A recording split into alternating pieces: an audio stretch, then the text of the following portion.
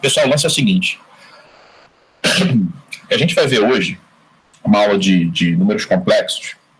A senhora vai falar assim, mas números complexos não caem não cai no Enem, né? Números complexos. O lance é o seguinte, pessoal, tinham coisas que não caíam no Enem, como matriz, a própria parte matricial, né? Praticamente eu nem dava quando eu fazia a preparação de matemática para o Enem. Eu nem dava matriz, determinante, nem dava isso. Só que depois começou a aparecer, começou a cair. E os números complexos, apesar de não estar explicitado lá no edital, lá são conjuntos numéricos, né? E os números complexos são um conjunto numérico, tá? Sem falar que a gente vai relembrar de algumas coisas de álgebra que estão dentro da teoria de números complexos. Tá certo, pessoal? Na pior das hipóteses, vocês estão exercitando, né, aprimorando o raciocínio de vocês, a matemática de vocês, tá? Até porque aqui a gente vai falar em racionalização, a gente vai falar em trigonometria, tá bom? Ou seja, a gente vai relembrar alguns conceitos que vão ajudar vocês nas questões que não são de números complexos, tá?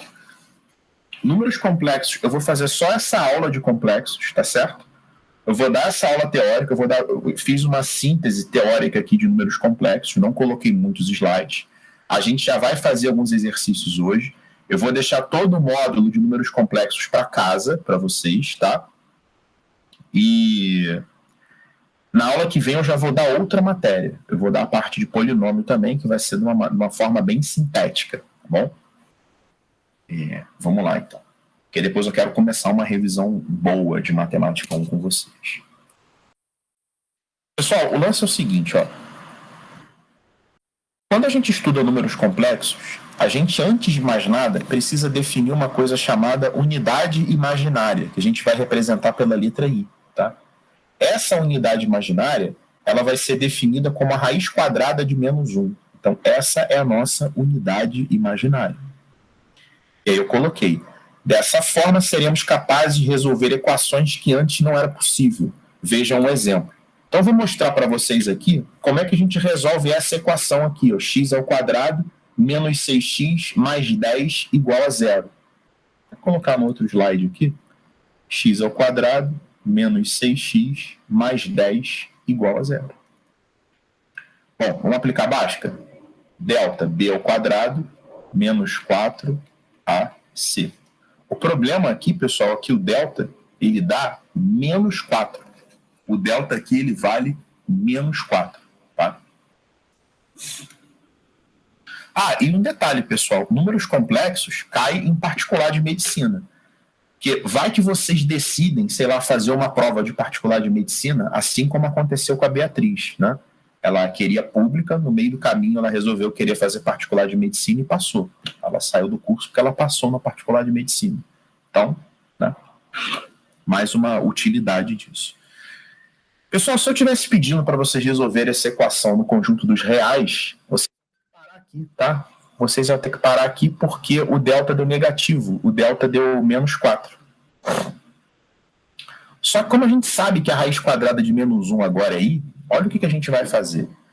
Quando eu aplico a fórmula de Bhaskara, o restante, menos b, mais ou menos a raiz de delta sobre 2a, eu consigo continuar essa conta. Como é que eu consigo continuar essa conta? Escrevendo a raiz de menos 4 como a raiz de 4 vezes a raiz de menos 1. A raiz de 4 é 2 e a raiz de menos 1 a gente chamou de i. Então, isso aqui vai virar 6 mais ou menos 2i sobre 2. Eu vou simplificar todo mundo por 2, vai ser 3 mais ou menos i.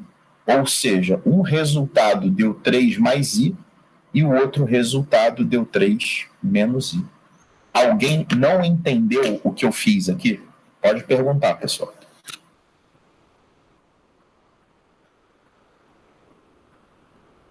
Não ficou claro o que eu fiz? A única diferença é que eu chamei a raiz quadrada de menos 1 de i, tá? Por isso que eu consigo continuar, tá bom?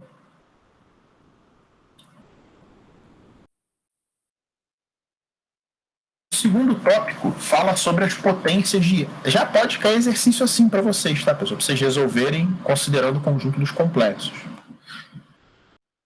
Potências de I, tá? Pessoal, o lance é o seguinte, eu quero que vocês observem essas primeiras potências aqui, onde está setinho. Olhem para cá. Todo número elevado a zero dá 1. Por isso que I elevado a zero dá 1. Todo número elevado a 1 dá ele mesmo. O I ao quadrado dá menos 1. E por que o I ao quadrado dá menos 1? Isso é por causa da definição da unidade imaginária. A unidade imaginária é a raiz quadrada de menos 1. Por isso que o I ao quadrado dá menos 1. O I ao cubo, ele dá menos I. Por que o I ao cubo dá menos I, pessoal? Porque o I ao cubo, ele é I ao quadrado vezes I. O I ao quadrado é menos 1 e o I dá I. Né? Então ficou menos 1I, que é menos I. O I à quarta, ele seria I ao quadrado vezes I ao quadrado, que é menos 1 vezes menos 1, que dá 1.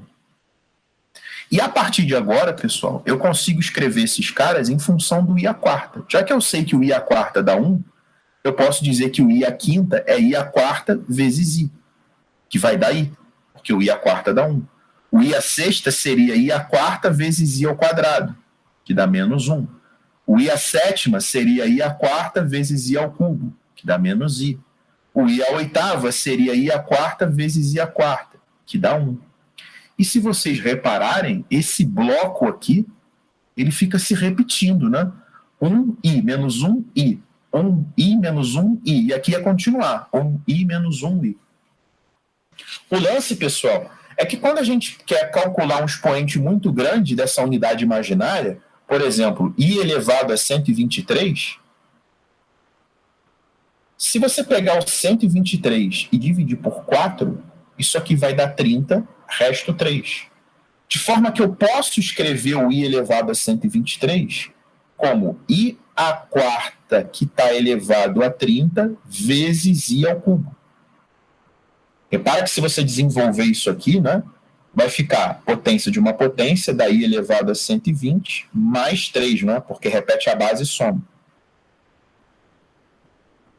Agora, qual é a vantagem de escrever dessa forma, considerando o I à quarta? Porque o I à quarta dá 1, pessoal. E 1 elevado a qualquer coisa vai dar 1. Então, tudo isso aqui dá 1. Ou seja, o I elevado a 123, ele é igualzinho ao I ao cubo, que dá menos I. Então, pessoal, para dividir um valor muito grande do expoente, para um valor muito grande do expoente, basta dividir o número por 4 e fazer I elevado ao resto. Escrevi aqui uma linguagem bem simples, tá? Então, se ele te der um expoente grandão do I, divide por 4 e pega o resto.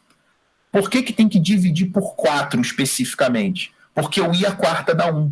E a gente quer se aproveitar, né? A gente quer usar o benefício de 1 elevado a qualquer coisa ser 1. Por isso que esse quociente aqui pouco importa se isso aqui vai dar 30, 100, 200, 900. Eu estou interessado no resto. Alguém quer perguntar alguma coisa sobre esse slide?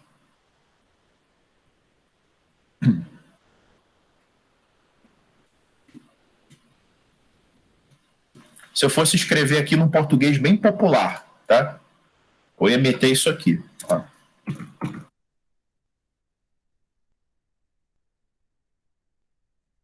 Vou falar isso aqui para você. Pô, divide por 4 e pega o resto. É para fazer isso. Tá? Ah, o número é grandão. Divide por 4 e pega o resto. Agora, tem um detalhe, pessoal. Uma coisa que é interessante da matemática. Se o número fosse esse aqui,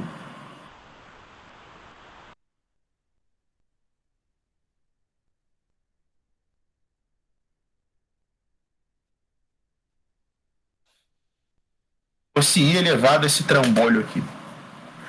Ô, Inara, tá me escutando aí? Tô. Quando é que o número é divisível por 2?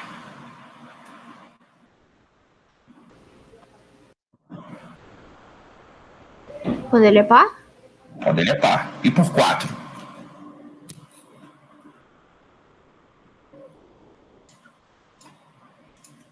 Vou abrir um slide.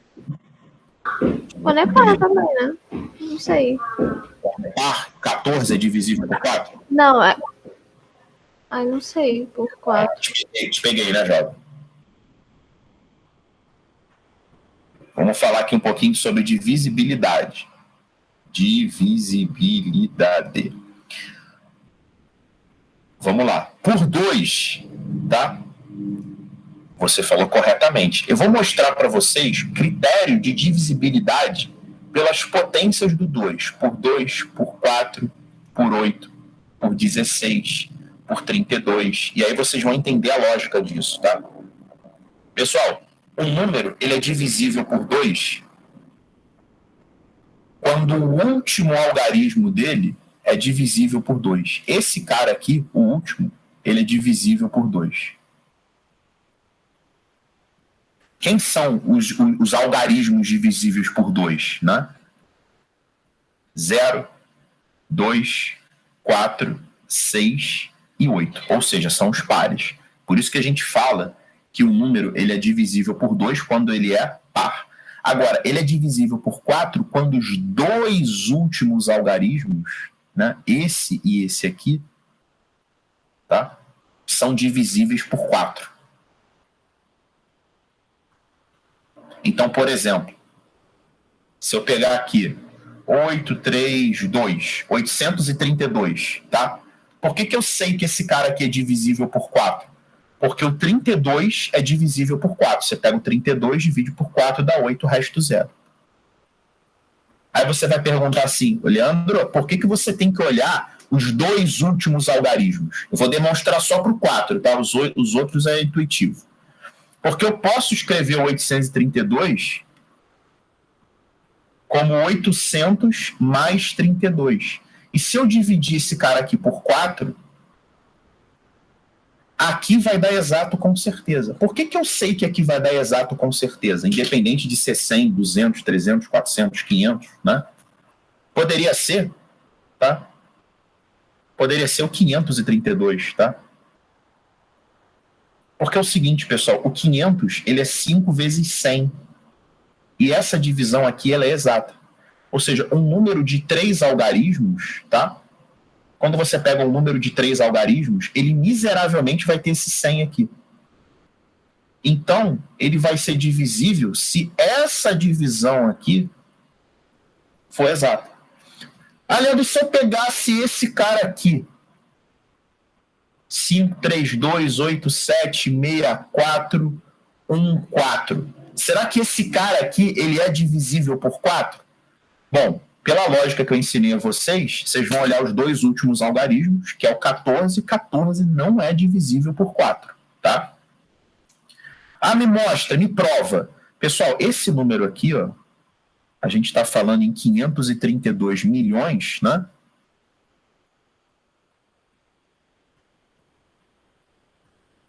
Ele vai ser isso aqui. Se a gente fizer a decomposição do número, né?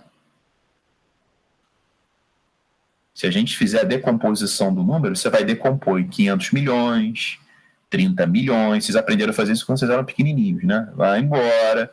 Vai chegar aqui, vai dar mais 400, mais 14. Se tu dividir toda essa turma aqui por 4, vai dar exato, porque miseravelmente tem o 100 aqui, não é? Que é divisível por 4, que dá 25. Agora, esse último aqui que pode furar ou não. Então, quando for uma divisão por 4, você só vai olhar os dois últimos algarismos. Agora, e quando for uma divisão por 8? Como é que a gente sabe que um número ele é divisível por 8? Como é que a gente sabe que ele é divisível por 8? Aí você vai olhar os 3 últimos algarismos. Essa turma aqui, ela tem que ser divisível por 8. E com 16, você vai olhar os 4 últimos algarismos. Essa turma aqui tem que ser divisível por 16. E assim sucessivamente. Tá bom? Por quê? Isso aqui é 2 elevado a 1, isso aqui é 2 ao quadrado, isso aqui é 2 ao cubo, isso aqui é 2 à quarta. Para o 2 elevado a 1, olha só o último. Para o 2 ao quadrado, olha os 2 últimos. Para o 2 ao cubo, olha os 3 últimos. Para o 2 à quarta, olha os 4 últimos. Alguém quer perguntar alguma coisa sobre esse critério de divisibilidade?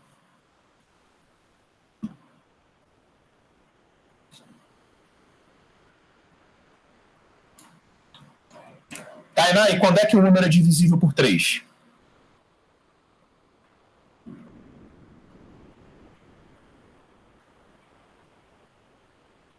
Tainá, tá aí? Oi, tô. Quando a soma é divisível por 3, né? Isso. Quando a soma dos algarismos, soma dos alg, é divisível por 3. Quando for por 9, é a mesma coisa, só que a soma dos algos é divisível por 9. Quando for por 27, essa é a regra das potências de 3. Quando for divisível por 27. Tá bom? Agora, pessoal, o lance é o seguinte. O que você mais vão usar é 3 e 9, tá? Vocês vão usar isso aqui, 3 e 9. Divisibilidade por 5. Ele vai ter que terminar em 0 ou 5, tá? Então tem vários critérios aqui de divisibilidade, tá bom? Divisibilidade por 6, por exemplo, vai ter que ser divisível por 2 e 3, tá? Mas esses aqui são especialmente importantes, tá? A divisibilidade das potências de 2. Tem regra para tudo, pessoal. Tem regra para 7, para 11, mas aí são regras que não vale a pena decorar. É melhor você fazer a divisão mesmo, tá? Eu estou falando isso porque eu já vi exercício assim. Pega I elevado a um número gigante. Aí pergunta se esse cara aqui, qual o valor dele, né? Em vez de você pegar tudo isso aqui e dividir por 4, você vai pegar só o finalzinho e dividir por 4. Só o 12 e dividir por 4. Vai dar resto 0, né? Aí vai ficar I elevado a 0, que é 1. Ou seja, você não precisa desse trabalho todo, tá? Então, nessa parte de potências de I, quando a gente pegar um expoente grande demais, você pode trabalhar só com os 2 últimos algarismos. Porque essa matéria aqui é divisão por 4. Tá bom?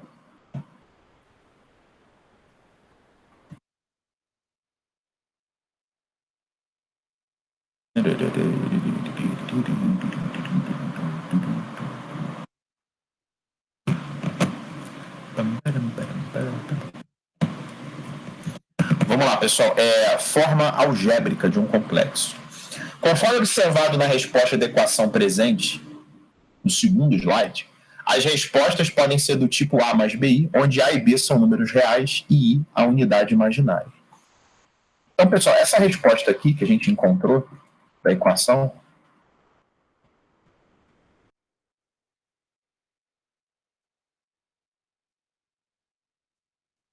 ela foi um número mais alguma coisa com I, né?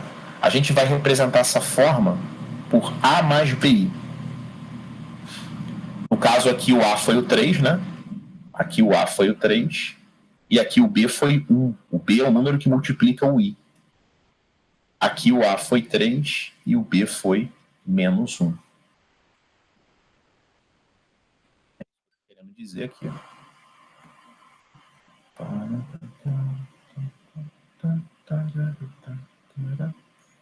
E aí, pessoal, o importante disso, né, é que se o A for 0 e o B for diferente de 0, o complexo Z ele vai ser um imaginário puro. Por exemplo, se o número ele for 4i apenas, né, e não tiver um número que some ou subtraia disso aí, o número vai ser dito imaginário puro, ele só tem i. Tá? Agora, se o B for 0, se não tiver um número que multiplica o i, ele vai ser chamado de real. Por exemplo, se ele for 6. E aí a gente pensa a primeira situação. Poxa, você tem um complexo, tá? Você tem um complexo que ele vale 6. 6 é complexo? A resposta é sim. Todo número, ele é complexo, tá? A diferença é que o número 6 que vocês trabalhavam é 6 mais 0i. Então, todo número, ele é passível de ser escrito dessa forma aqui, A mais BI. A diferença é que quando B é igual a 0 é onde a gente já trabalhava, que era o conjunto dos reais, tá? Então, pessoal, aqui eu enfatizei que todo número é complexo. Agora eu vou mostrar, eu vou organizar, diagramar todos os conjuntos que a gente já aprendeu. Só pegar uma água para mim.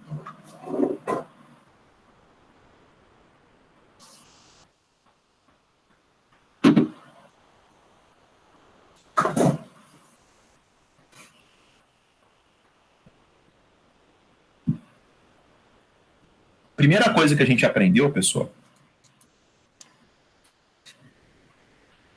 a nossa primeira situação foi o conjunto dos naturais. Que era o conjunto dos naturais? 0, 1, 2, 3, 4, 5, né? Vou colocar um exemplo aqui como 3. Depois, a gente aprendeu o conjunto dos inteiros, que é o Z, que aí entraram os negativos, né? Por exemplo, entrou o -5. Ou seja, o conjunto dos inteiros, ele contém o conjunto dos naturais. Todo natural é inteiro, mas nem todo inteiro é natural. Né? Por exemplo, o 3, ele é natural e ele é inteiro. O -5, ele é inteiro, mas não é natural.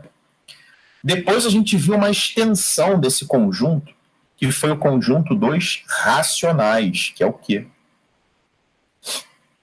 Aqui a gente ganhou as frações, né?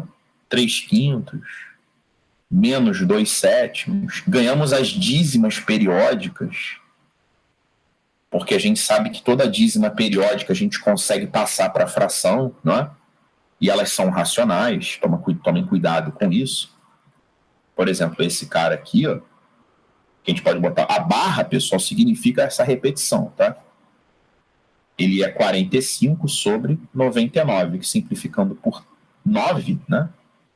Vai dar 5/11. Então, o 0, 45, 45, 45, 45, nada mais é do que o 5/11. Então, todo número, até você aprender o conjunto dos racionais, isso aí é lá pela 7ª série, 8º ano hoje, né? Ele é racional. Então, o 3, ele é natural, ele é inteiro e ele é racional. Depois, a gente aprendeu o conjunto dos irracionais. A gente aprendeu o conjunto dos irracionais. O que é o conjunto dos irracionais? São números que não podem ser escritos na forma de fração. Porque, pessoal, quando eu dei números racionais para vocês, lá na primeira aula do curso, eu disse que o número racional, ele era todo número da forma A sobre B, com A inteiro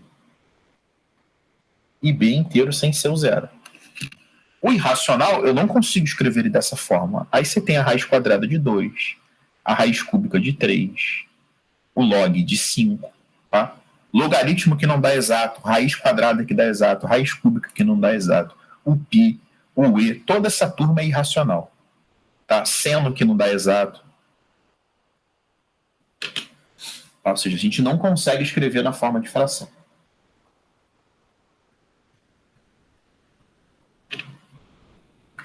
E aí a gente viu que a união dos racionais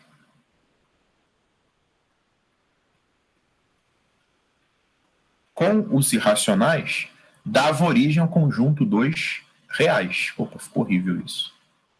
Dava origem ao conjunto dos reais. Deixa eu pegar aqui uma caneta mais próxima dessa. Então, esse aqui vai ser o conjunto dos reais. Então, o conjunto dos reais, ele é a união dos racionais com os irracionais.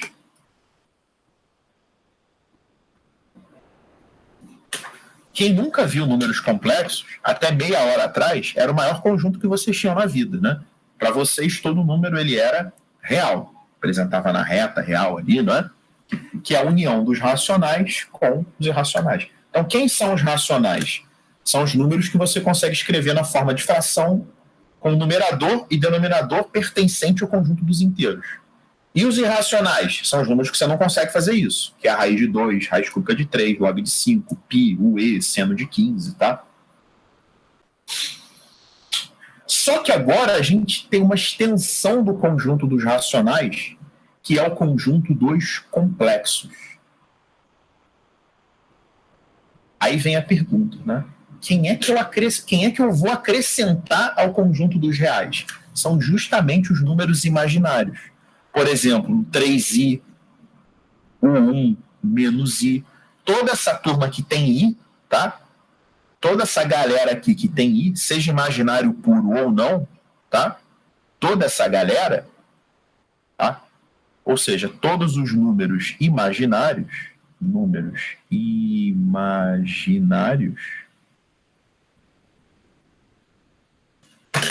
quando acrescido ao conjunto dos reais, dá origem ao conjunto dos complexos. Por isso que a gente pode afirmar categoricamente que todo número ele é complexo, tá bom? O 3 é complexo, o menos 2/7 é complexo, a raiz quadrada de 2 ela é complexa, tá bom?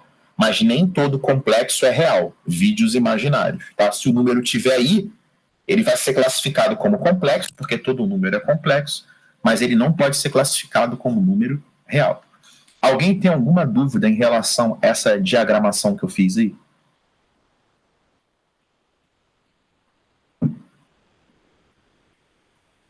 Você só tem que tomar cuidado que na internet tem muita representação errada desse conjunto, tá? Na internet tem muita representação assim. Os caras fazem assim, natural, inteiro, racional, real e irracional. O cara mete o racional aqui, mete o irracional aqui e fala que tudo isso aqui é real, tá? Ele até pode diagramar dessa forma, tá? Só que ele tem que falar que esse conjunto aqui é vazio, tá? Porque não existe elemento que more aqui. Ou seja, não existe elemento que seja real, mas não seja racional ou irracional. Tá? Então, se isso aqui for um espaço vazio, a representação está correta, tá bom? Mas eu já vi... eu queria pegar uma foto na internet para ilustrar isso aqui, para facilitar, só que eu não vi nenhuma. Eu tive que inserir essas figuras manualmente, né? Eu vi até um cara cometendo o crime de colocar a raiz quadrada de 2 aqui. Tá? A raiz quadrada de 2 ela tem que estar aqui dentro, né? Ela é irracional. Quer ver? Deixa eu pegar aqui uma foto. Só botar no Google, conjuntos numéricos. Tem imagens aqui, ó. Aí já aparece um monte de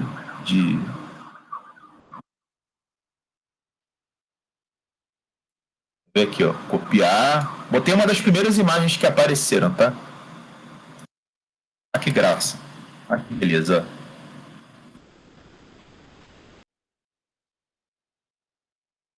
Ou seja, a raiz quadrada de 2, ela não está nem colocada no racional nem no irracional. A raiz quadrada de 2, ela mora aqui, ó, nos irracionais. Ela é um número irracional. Então vocês têm que tomar cuidado com o que vocês pegam na internet, tá? Isso aqui está errado. Deixa eu apagar esse slide aqui.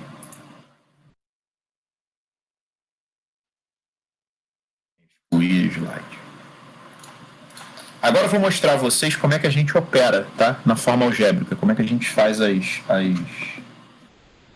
como é que a gente procede aí nas operações. Pessoal, operar na forma algébrica é muito fácil, é muito tranquilo, é intuitivo, né? Eu dei aqui 2 exemplos para vocês, tá? O complexo número 1, 4 mais 5i, e o complexo número 2, 2 menos 3i. O que é fazer Z1 mais Z2? É você fazer 4 mais 5i mais 2 menos 3i. 4 mais 2, 6. 5i menos 3i, 2i. Entenderam a dificuldade disso aí? Sentiram o drama?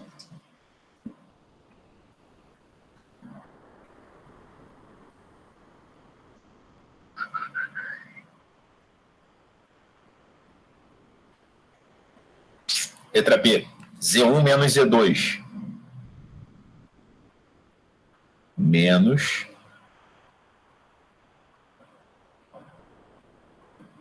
Eu vou tirar dos parênteses aqui. Vai fazer 4 menos 2 dá 2. 5i mais 3i, 8i. Letra C.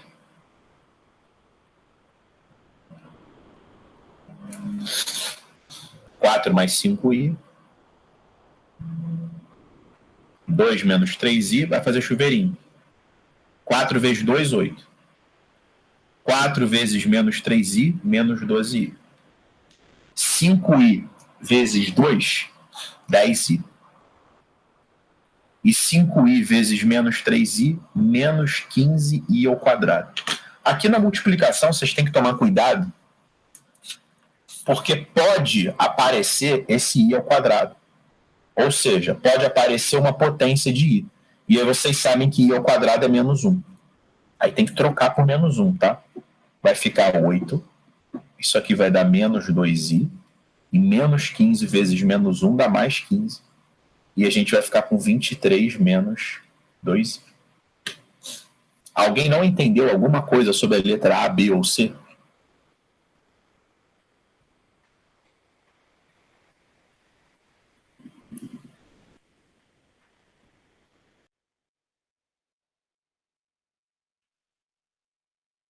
Vamos lá. Conjugado de um complexo. Seja Z igual a mais BI. Definiremos conjugado como Z barra igual a A menos BI. Tá? Então, o que o conjugado faz, pessoal? O conjugado, ele troca o sinal do B. Então, vou colocar aqui, ó. Basta trocar o sinal do B. É só fazer isso. E aí, para efetuarmos a divisão, teremos que multiplicar o numerador e o denominador pelo conjugado do denominador. É um processo semelhante à racionalização, visto que a unidade imaginária é uma raiz quadrada. Então, vocês nunca podem esquecer que a unidade imaginária ela é uma raiz quadrada. Então, se ela tiver no denominador, a gente vai ter que racionalizar. E aí eu peço para a gente fazer a divisão entre esses dois caras aqui. Ó. 4 mais 5i e 2 menos 3i. Eu vou mostrar para vocês como é que se faz essa divisão e vou dar uma outra divisão para vocês fazerem aí no papel e caneta. Para ver se vocês entenderam, porque a divisão ela mexe com as 4 operações. Ela mexe com adição, subtração, multiplicação e a própria divisão entre si, além de introduzir o conceito de conjugado de um complexo. Então, pessoal, vamos lá. Vai multiplicar por 2 mais 3i em cima e embaixo. Vocês lembram que quando a gente tinha, por exemplo, isso aqui, ó, 5 mais raiz de 5 sobre 1 menos raiz de 2, como é que a gente racionalizava isso aqui? A gente meio que pegava esse denominador e multiplicava pelo conjugado dele, não é? Ou seja, eu trocava o sinal da raiz de 2. A gente vai fazer a mesma coisa, pessoal. A gente está racionalizando, tá? E como é que eu racionalizo? Eu pego e vou, se é do tipo A menos B, eu vou multiplicar por A mais B. Para usar quadrado do primeiro menos o quadrado do segundo. Se aqui fosse mais, aqui seria menos. Então, isso nada mais é do que uma racionalização. Agora, vamos fazer as contas. Vai ficar um produto em cima. Vai ficar chuveirinho, ó, 8 mais 12i mais 10i mais 15i ao quadrado. Sobre, e aqui vai ser quadrado do primeiro menos o quadrado do segundo. Quadrado de 2 dá 4, e o quadrado de 3i dá 9i ao quadrado. Lembrando que ali embaixo é a fatoração do tipo a mais b vezes a menos b, que é a ao quadrado menos b ao quadrado. Próximo passo, trocar o i ao quadrado por menos 1, onde ele estiver aparecendo, e reescrever o que sobrou. Vai ficar 8, 12i com 10i dá 22i, e 15 com menos 1 dá menos 15. Embaixo ficou 4, menos 9 menos 1 dá 9. Então a gente ficou com menos 7 mais 22i sobre 13. A gente não deixa a resposta dessa forma, a gente deixa a resposta na forma A mais BI. Então, quando tiver um denominador, eu preciso que vocês distribuam o denominador. Vai ficar menos 7 sobre 13 mais 22 sobre 13 e sempre tem que responder dessa forma, tá, pessoal? Sempre exibindo a parte real que é esse menos 7 sobre 13, e essa parte imaginária, que é o 22 sobre 13. Alguém não entendeu como funciona a divisão de um complexo por outro?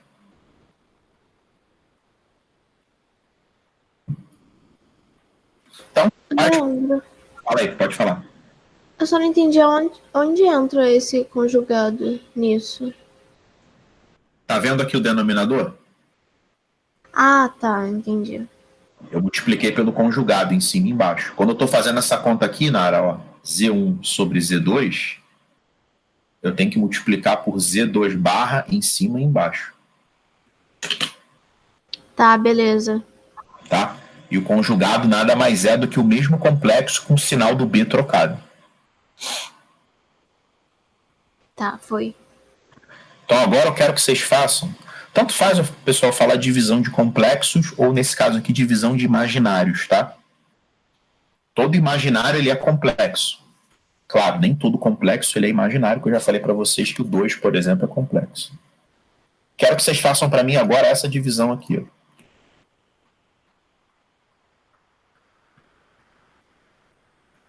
Copiem e façam, por favor.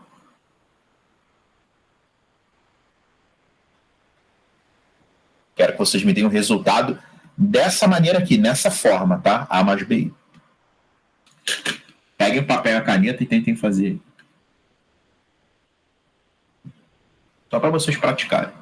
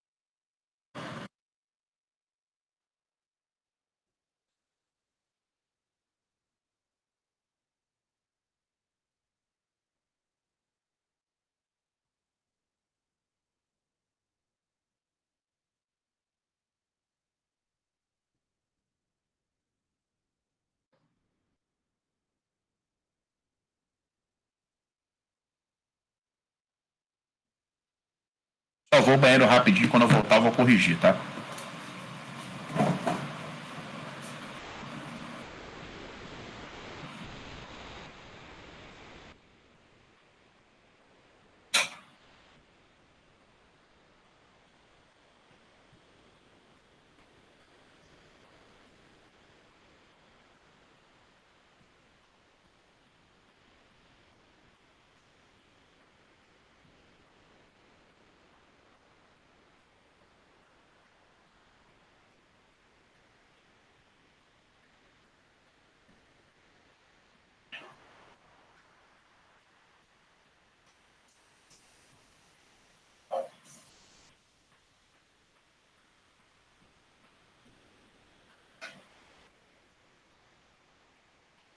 Pessoal, alguém tem irmão menor em escola?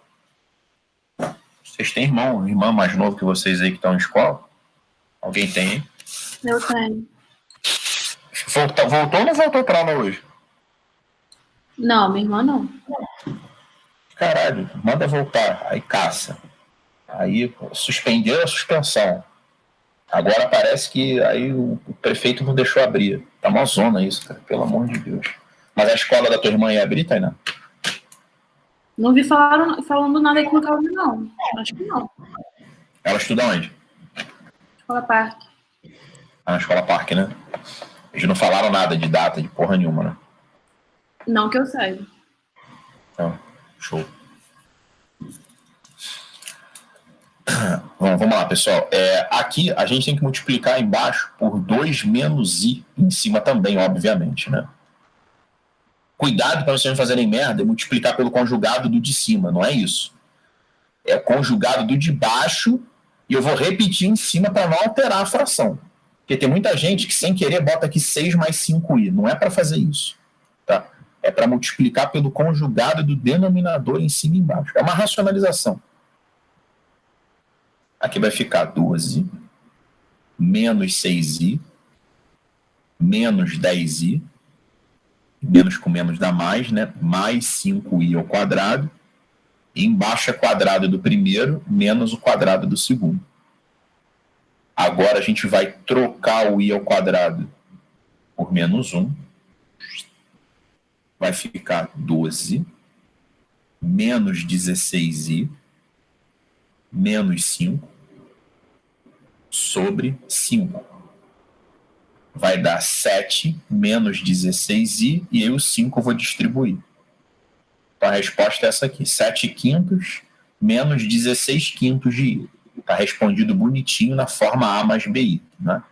Esse maluco aqui é o A, e esse outro doido aqui é o B. Querem perguntar alguma coisa sobre essa resolução?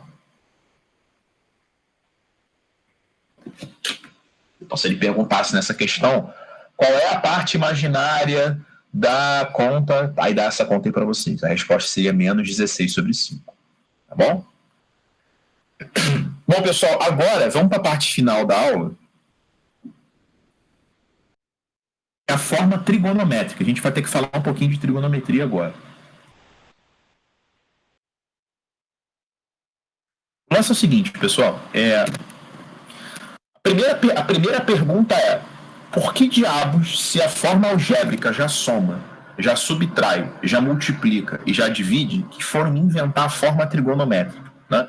Por que pegar um negócio que já tem i, já tem raiz quadrada e enfiar uma trigonometria no meio? Qual é o benefício disso para a matemática? O benefício disso para a matemática é o seguinte: porque você fazer potência e raiz quadrada de complexo na forma algébrica é bem difícil. Então, se vocês quisessem fazer, por exemplo, 1 mais raiz de 2i elevado a 20, isso aqui é uma matéria até que eu vou dar ainda, chamada binômio de Newton. Tá? Na apostila do mês que vem eu vou dar o que está faltando. Então, binômio de Newton. Ou seja, isso aqui é inviável, tá? De ser feito. Raiz, pior ainda, né? Se eu quisesse tirar a raiz quadrada desse número, raiz não tem como. Então, para isso, pessoal, existe a forma trigonométrica. A forma algébrica, ela vai cuidar da adição, da subtração, da multiplicação e da divisão. A forma trigonométrica, ela vai cuidar da multiplicação, da divisão, da potenciação e da radiciação. Multiplicar e dividir complexo, você pode fazer tanto na algébrica quanto trigonométrica. Somar e subtrair só na algébrica.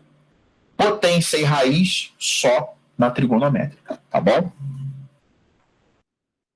Eu não vou ver raiz, eu não vou abordar a parte de raiz com vocês, porque eu entendo que é avançada demais, foge muito do estudo, mas potência eu vou falar. Então vamos lá, vamos entender essa forma trigonométrica, pessoal.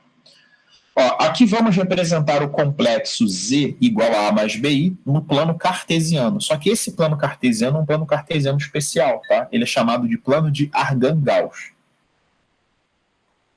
Esse Gauss aí é o mesmo Gauss da ótica, tá? Mesmo Gauss da física. Só que a parte real, ó, aqui é eixo X, que a gente vai chamar de eixo real, e aqui é o eixo Y, que a gente vai chamar de eixo imaginário. A parte real, que é o A, ela vai ser representada no eixo X. Então a gente vai representar o A aqui no eixo X. E a parte imaginária B vai ser representada no eixo Y. De modo, pessoal, que o complexo ele vai poder ser agora reconhecido como um par de coordenadas, né? O meu complexo Z está aqui, ele tem coordenadas A e B. E aí eu coloquei, ó, dessa forma, o Z ficará representado no plano por um par de coordenadas AB, que será o afixo de Z. Então, afixo de Z nada mais é do que a posição do complexo no plano cartesiano, no plano de Gauss. Tá bom? E a definição nova é que a distância da origem, vou pegar até uma régua aqui, ó. Se a gente pegar a distância da origem até esse tal afixo de Z, se a gente pegar essa distância aqui,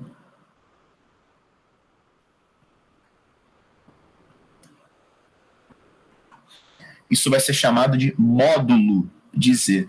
Tem um módulo aqui, ó. Isso é um módulo de Z, que a gente também vai representar pela letra grega Rho. Ficou uma bosta aqui, tá? A gente vai representar também pela letra grega Rho. Tá bom? Então, aqui está o módulo de Z, que é o tal do Rho. É a distância da origem até o AB. Aqui é a origem 0, 0. E a fórmula é simples, de distância entre dois pontos, né, pessoal? Rho ao quadrado, né, igual a diferença entre o x ao quadrado mais a diferença entre os y ao quadrado. Por isso que o Rho, ou seja, o módulo de Z, é a raiz quadrada de A ao quadrado mais B ao quadrado. Tá certo? Então, só para ilustrar rapidamente aqui, pessoal.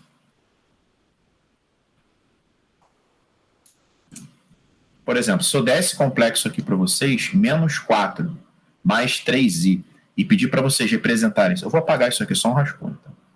Pedir para vocês representarem isso aqui no plano de Gauss, é só marcar o menos 4 no eixo X, opa, e marcar o 3 no eixo Y. Tá aqui o Z. Ah, e como é que eu calculo o Rho? Raiz quadrada de A ao quadrado mais B ao quadrado, que vai dar 5. Que o Rho, ou seja, o módulo dele é a distância dele até a origem. Alguém quer perguntar alguma coisa sobre esse slide aqui? Não entendeu o que eu fiz? Vou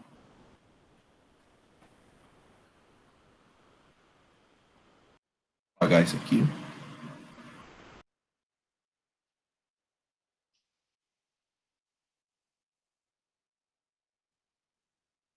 Agora eu vou demonstrar para vocês como é que a gente chega na forma trigonométrica.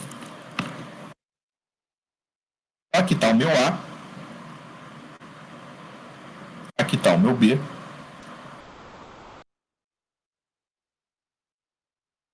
colocar maior aqui, foi mal, pessoal. Vou apagar esse aqui. Vou colocar o A aqui. Aqui eu vou colocar o B. Deixa eu pegar uma reguinha. Só para ficar bonitinho. Tá.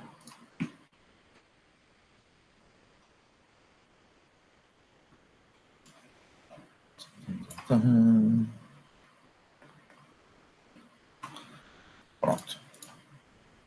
E vou marcar aqui o módulo de Z.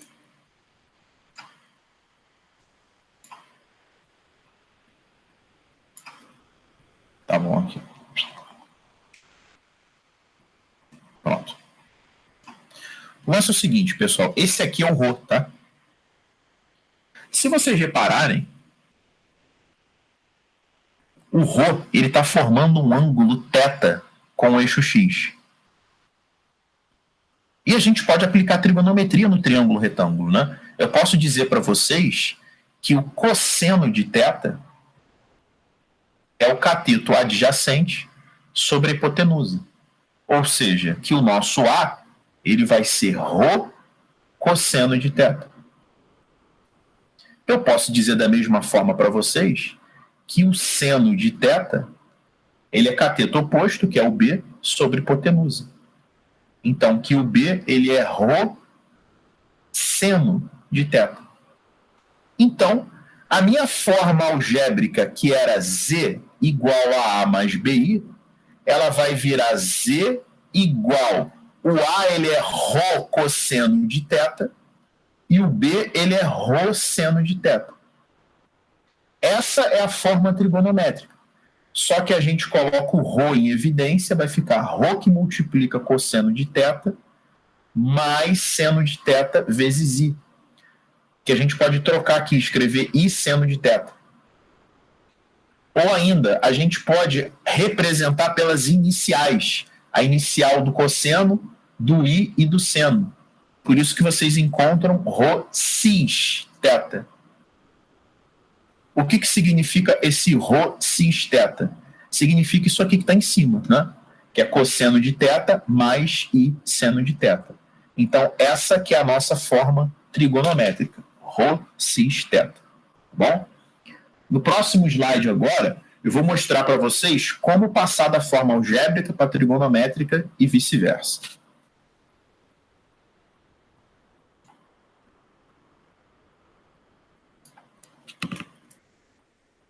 Vamos. Então aqui, pessoal, ó.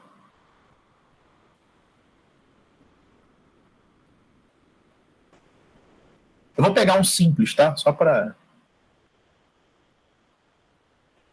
pegar esse aqui, 3 menos 3i. Como é que eu vou escrever isso aqui na forma trigonométrica? Primeiro, tem que desenhar o plano de Gauss.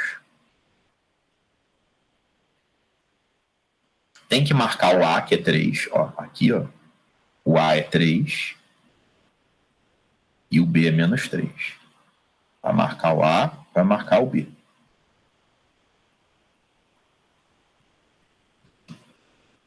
Vai representar aqui o ρ.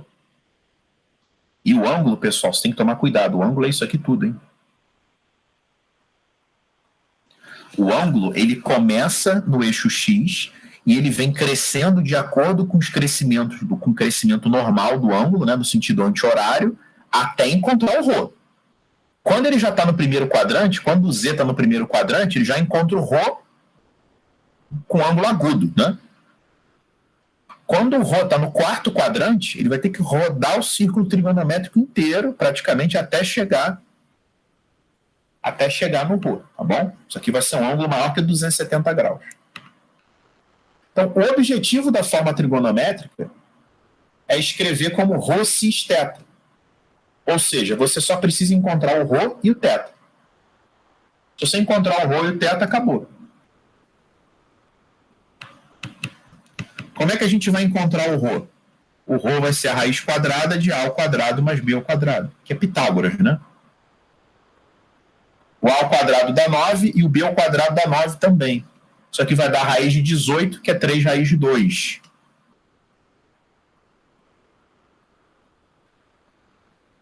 Tá?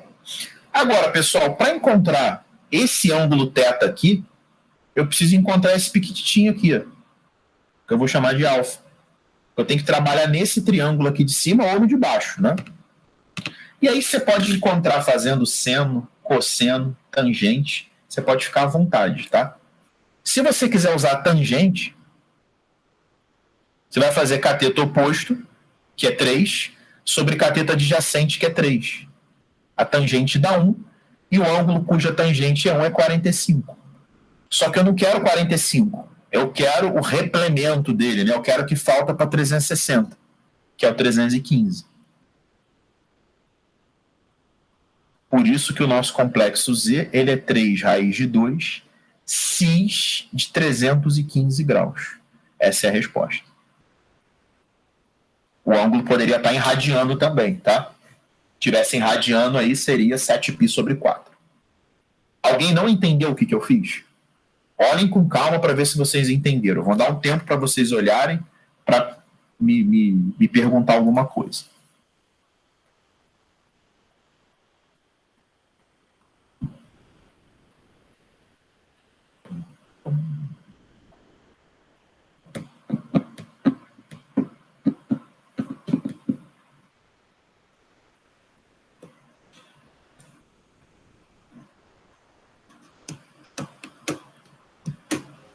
Leandro, uma questão sairia exatamente assim?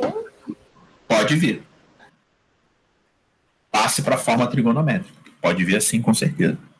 Uma questão mais tranquila, né? As difíceis de números complexos a gente não vai fazer. Vou mostrar para vocês o contrário. Ó. Vamos supor, preste atenção que agora a gente vai ter que lembrar um pouco de trigonometria. Que ele desce assim, ó, 4 cis de 210 graus. E ele quer que a gente passe isso aí agora para a forma algébrica. Ou seja, agora a gente precisa escrever como A mais BI.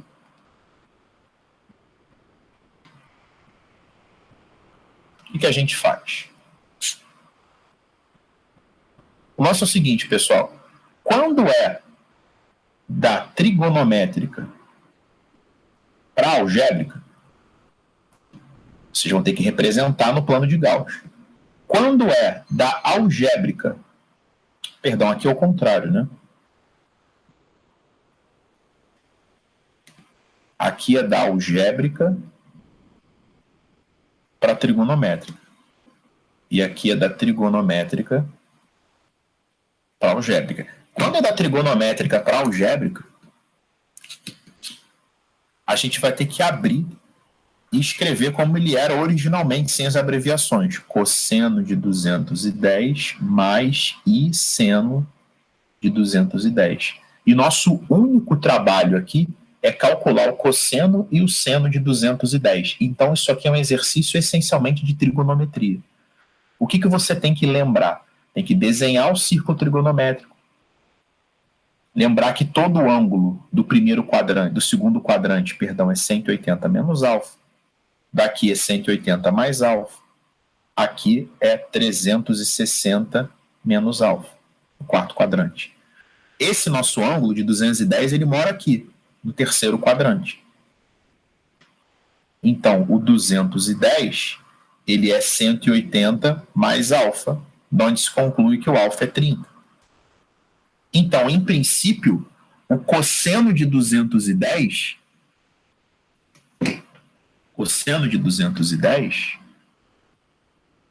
ele é igual ao cosseno de 30, e o seno de 210, ele é igual ao seno de 30. Só que, pessoal, no terceiro quadrante, tanto o seno quanto o cosseno são negativos, né? Porque o cosseno é a horizontal e o seno é a vertical. Olha só. Aqui é o cosseno, né?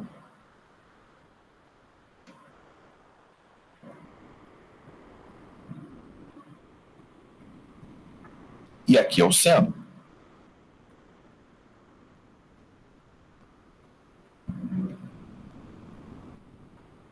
Certo? Então, o seno é a vertical. Embaixo, a vertical é negativa. O cosseno é a horizontal. A horizontal, à esquerda, ela também é negativa. E é só lembrar dos valores na tabelinha, né? Menos raiz de 3 sobre 2 e menos 1/2. Então, o nosso z ele vai ser 4 que multiplica menos raiz de 3 sobre 2, mais i vezes menos 1 meio. Aí você faz a distributiva. 4 vezes menos raiz de 3 sobre 2, cancela, vai dar menos 2 raiz de 3. E 4 vezes menos meio dá menos 2. Pronto. A gente escreveu na forma algébrica. Alguém quer perguntar alguma coisa?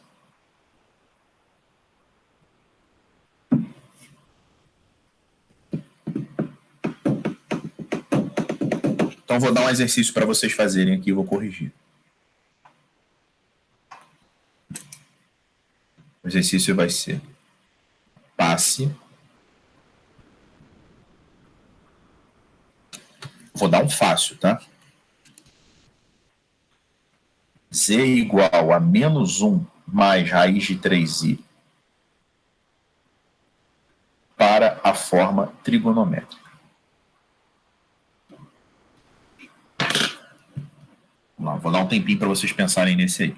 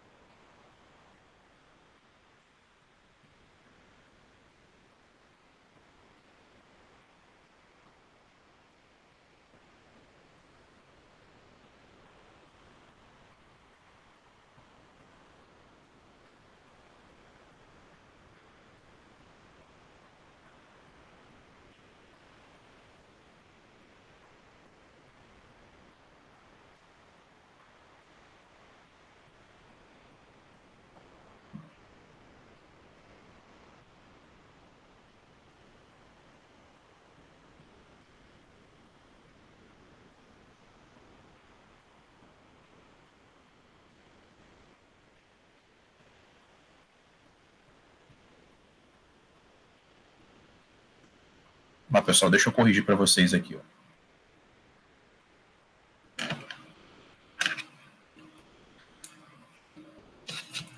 Passar isso aqui para a forma trigonométrica, a gente precisa desenhar aqui o plano de Gauss.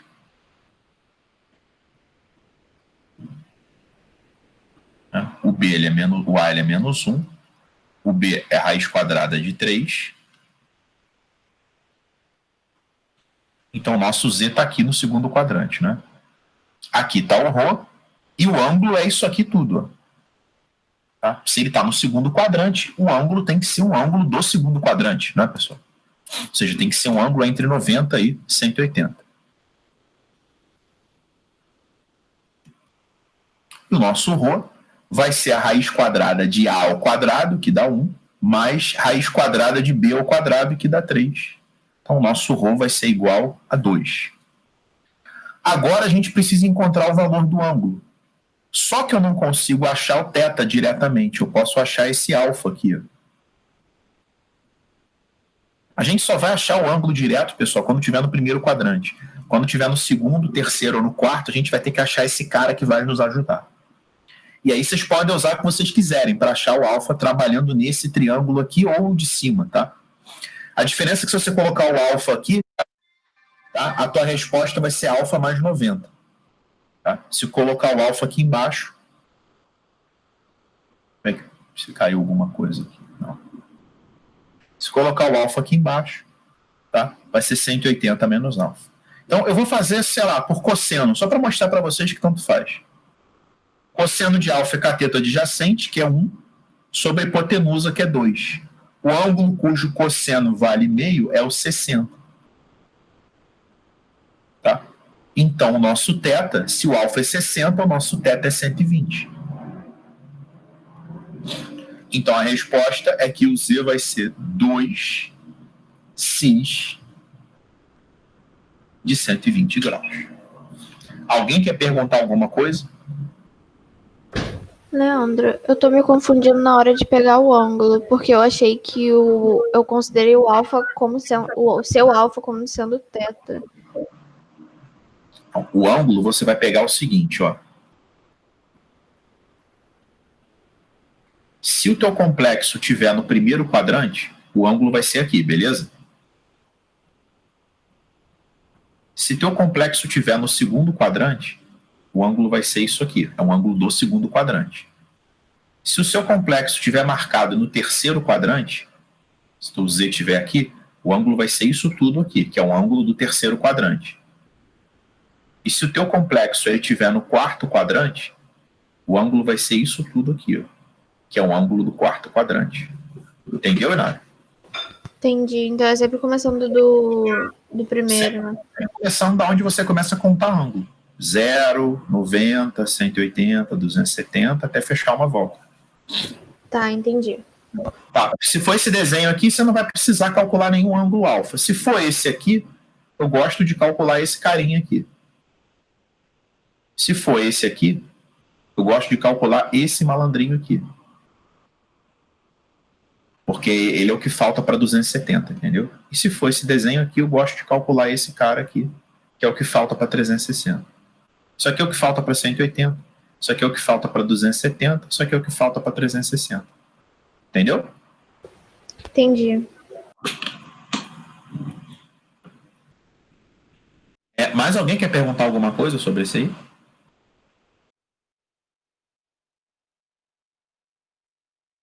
O último slide para vocês, então, são as operações na forma trigonométrica. Deixa eu pegar uma água aqui para mim.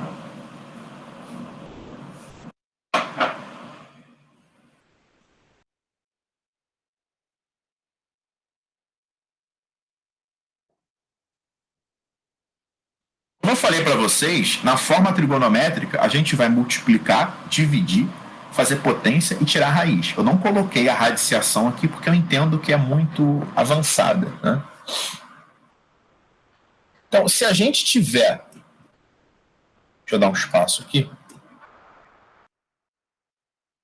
Um complexo 1 sendo ρ1 cis de θ1 e um complexo 2 sendo ρ2 Cis de θ2, se eu quiser fazer Z1 vezes Z2, basta eu multiplicar os ρs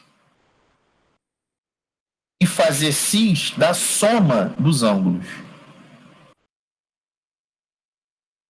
Se eu quiser fazer uma divisão, basta eu dividir os ρs e fazer um cis da subtração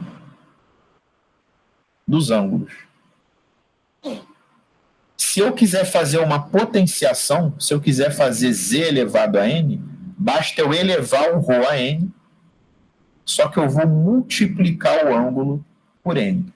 O que eu quero que vocês percebam é o seguinte: o que eu faço com os z's, né, o que eu faço com os complexos, eu faço com os ρs. Com os ângulos, é uma operação a menos. Tá?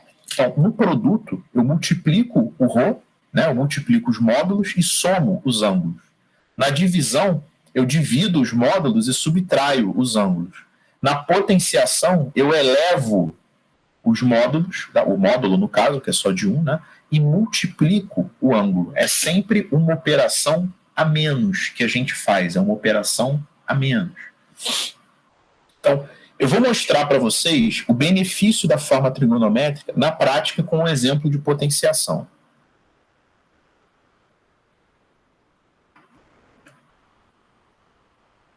Por exemplo, o cara vem e fala assim para a gente, ó.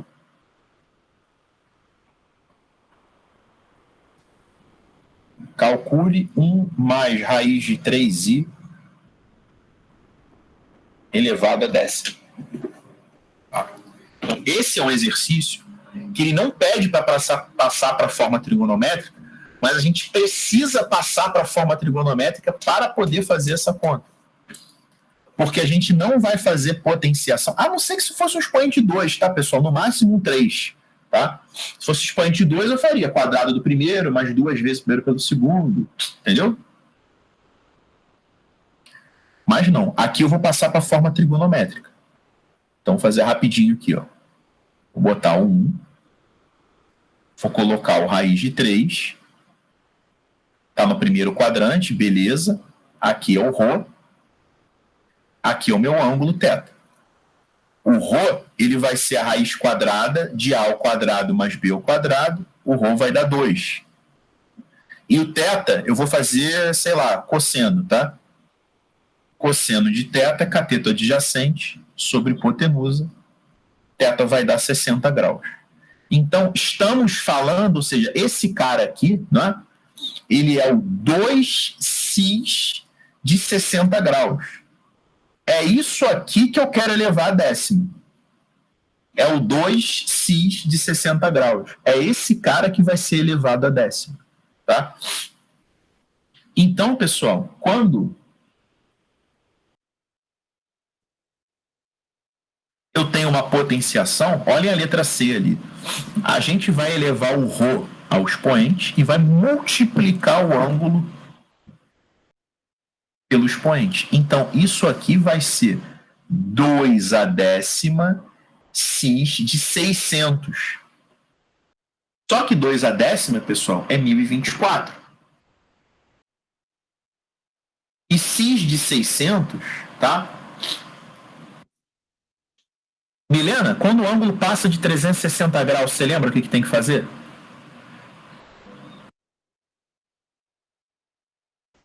Ela saiu. Então, deixa eu ver mais alguém que está aqui. Nem sei quem está aqui. Tá. Sara, você lembra o que tem que fazer? Divide e pega o resto. Divide por quanto? 360. Isso, divide por 360 e pega o resto. O resto dá 240. Então, isso aqui vai ser 1024 cis de 240. Agora eu tenho que voltar para a forma algébrica. Isso aqui nada mais é do que 1024 que multiplica cosseno de 240 mais e seno de 240. Isso aqui é só para mostrar para vocês que esse exercício aqui, ele é bem completo, ele pega tudo. A gente precisa passar da algébrica para a trigonométrica, aplicar a propriedade na forma trigonométrica e voltar para a forma algébrica.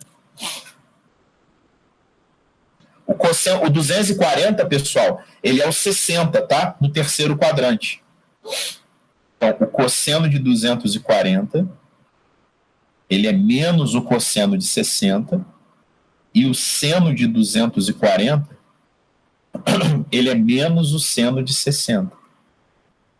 Então, isso aqui vai ser 1024, que multiplica o cosseno de 240, que é menos meio, e o seno de 240, que seria menos raiz de 3 sobre 2i. Tá? Agora é só fazer distributivo. Vai ficar menos 512, menos 512 raiz de 3i. Vocês podem ter certeza que seria inviável a gente fazer essa conta elevando a décima, tá? Eita. Então essa é a nossa resposta. Querem perguntar alguma coisa, tá, sobre esse exercício que eu fiz aqui?